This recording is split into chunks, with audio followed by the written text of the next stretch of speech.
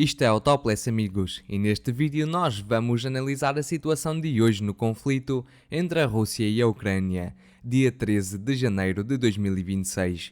E durante a última noite decorreu mais um ataque massivo por parte da Rússia contra o território da Ucrânia. Também tivemos alguns ataques realizados pelos ucranianos, mas vamos começar pelos ataques da Rússia e desta vez os russos mudaram de estratégia. Se antes os russos inicialmente lançavam uma grande quantidade de drones para desgastar as defesas antiaéreas ucranianas, desta vez eles atacaram logo com mísseis balísticos do tipo Iskander e tivemos explosões registadas perto da cidade de Zaporizhia, na cidade de Kharkiv e em Kiev, e alvos do setor energético, mas também alvos militares foram atingidos. Mas só para dizer que, depois deste ataque com mísseis, a Rússia já lançou mais uma enorme quantidade de drones. Explosões foram ouvidas em todos estes pontos que vocês veem aqui no mapa. Segundo o relatório das defesas antiaéreas ucranianas, os russos lançaram um total de 318 drones e mísseis, referindo também que as mesmas conseguiram abater 247 meios aéreos.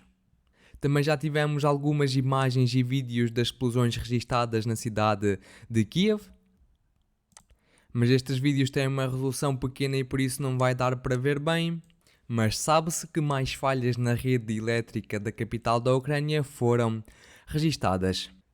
Também quero referir outra situação que tem a ver com o comandante em chefe das forças armadas ucranianas, e já existem fontes ligadas ao exército ucraniano que referem que ele não é a pessoa mais competente para estar naquela posição das forças armadas ucranianas e por isso já estão a lançar uma narrativa para demiti-lo da sua posição. Veremos como a situação se vai desenvolver nesse sentido. Outros ataques foram efetuados mais ao norte, na cidade de Krupets, e por exemplo temos aqui um vídeo gravado e publicado pelos próprios russos, a mostrar como drones do tipo Geran estavam a atingir aquele alvo do setor energético ucraniano. Também tivemos mais ataques registados em torno do porto de Odessa, onde mais um navio comercial foi atingido por um drone da Rússia, e temos aqui o vídeo que mostra esse ataque, como podemos ver aqui. E, obviamente, isto trata-se de uma consequência direta, uma resposta direta aos ataques à frota fantasma de navios da Rússia.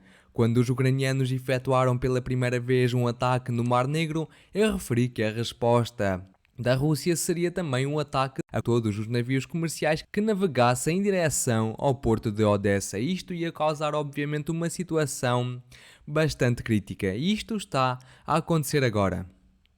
Vamos agora aos ataques por parte dos ucranianos, que também foram efetuados durante a última noite, e mais uma vez alvos do setor energético e do setor militar foram atingidos. Por exemplo, na cidade de Taganrog tivemos a confirmação de uma explosão numa fábrica de drones, de UAVs.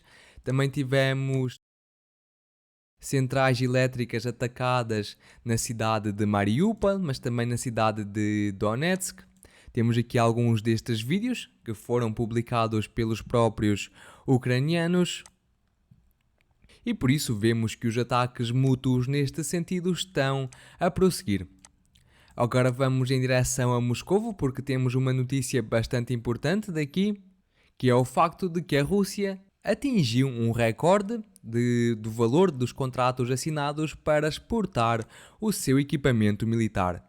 E números foram dados e estamos a falar de 70 mil milhões de dólares. Isto, obviamente, trata-se de um recorde. Por exemplo, até 2022, os russos tinham apenas vendido armas no valor de 55 mil milhões de dólares.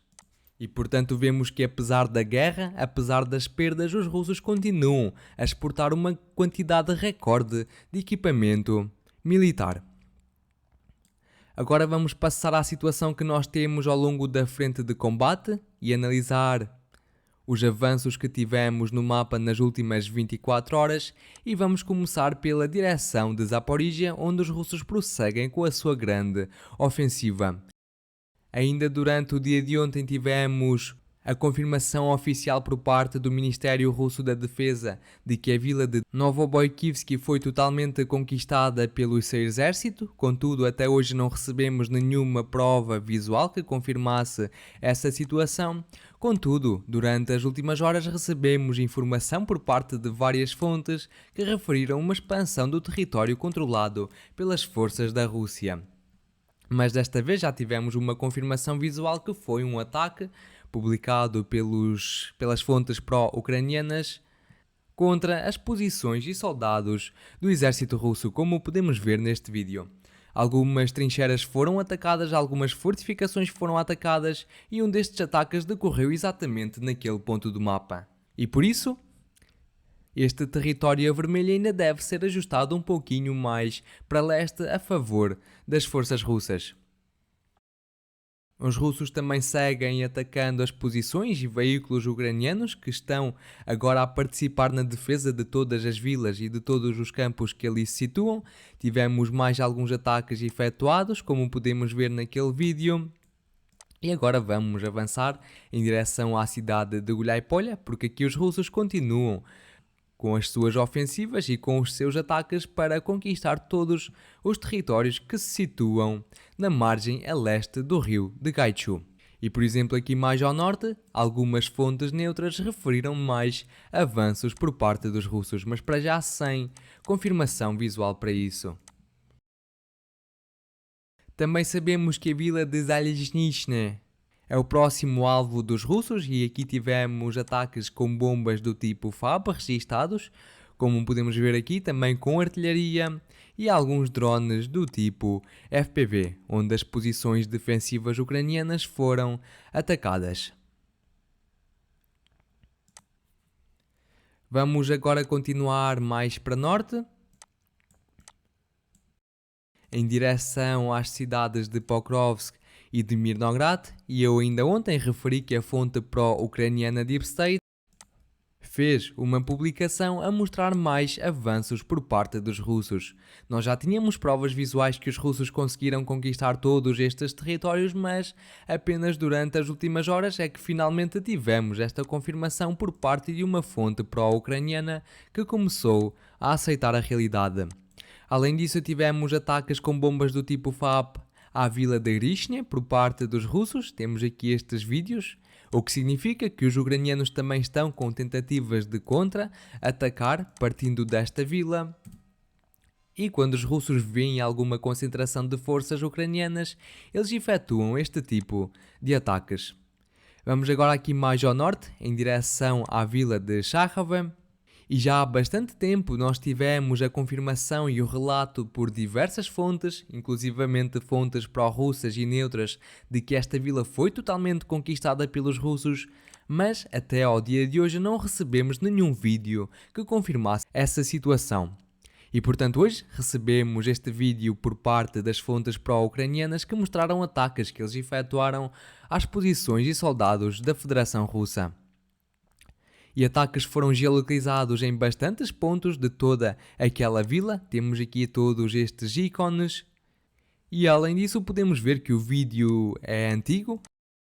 Foi gravado no fim de janeiro, porque ainda não temos a neve no chão, porque nesta altura já está a nevar no território ucraniano e isto de facto confirma que os russos já tiveram esta conquista há bastante tempo e que agora a linha da frente poderá estar mais avançada na realidade, por exemplo, desta forma. Mas não vamos ajustar o mapa até termos provas visuais, porque essa é uma das principais regras aqui do mapa. Nós temos de ter a confirmação visual para vos darmos a verdade. Vamos agora em direção à cidade de Konstantinivka. Aqui tivemos mais algumas fontes a indicar avanços por parte dos russos em direção a esta cidade. Vou só referir que os russos começaram uma grande ofensiva em direção à mesma nos últimos dias e eu já expliquei as táticas e a estratégia que está associada à mesma no dia de ontem, por isso vejam o vídeo caso tenham interesse. Tivemos alguns ataques com drones do tipo FPV por parte dos ucranianos às posições russas. e alguns deles foram geolocalizados naqueles pontos do mapa que só confirmam que aqueles territórios estão, de facto, sob controle forte das forças armadas da Rússia, mas os russos também prosseguem a atacar as posições ucranianas. E um destes ataques decorreu naquele ponto do mapa. Vamos agora avançar em direção às regiões mais ao norte, porque tivemos um vídeo publicado pelos ucranianos a mostrar como alguns dos seus soldados efetuaram uma incursão naquele território e conseguiram estabelecer a sua bandeira. Estamos a falar de 2 soldados que conseguiram de alguma maneira furar as defesas da Rússia e conseguiram estabelecer aquela bandeira.